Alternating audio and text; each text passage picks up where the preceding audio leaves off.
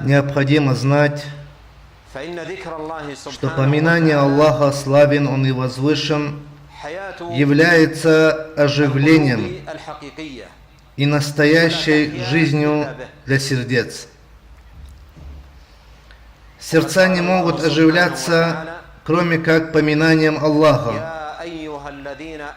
Сказал Аллах, славен Он и возвышен: «О те, которые уверовали, отвечайте Аллаху и посланнику, когда Он призывает вас к тому, что дарует вам жизнь». Также говорит Аллах, велик Он и возвышен.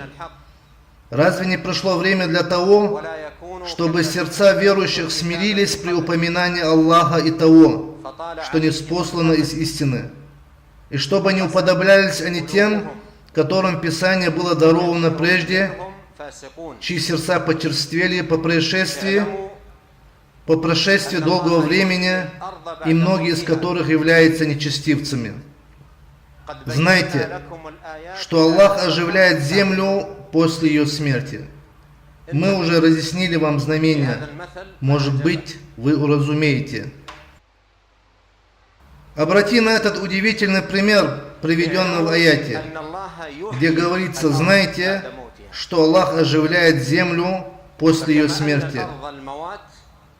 Так же, как земля бывает мертвой, а затем Аллах благословен Он и велик ниспосылает на нее дождь, она затем приходит в движение, набухает и порождает всякие прекрасные растения. Также и состояние сердец.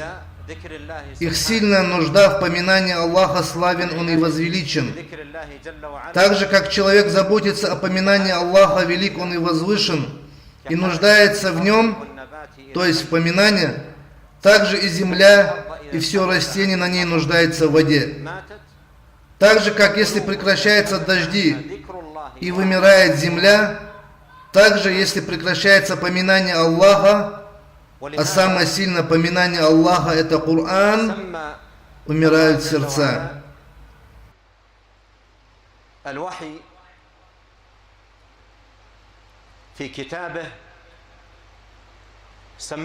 Поэтому Аллах благословен Он и велик назвал откровение в своей книге душой.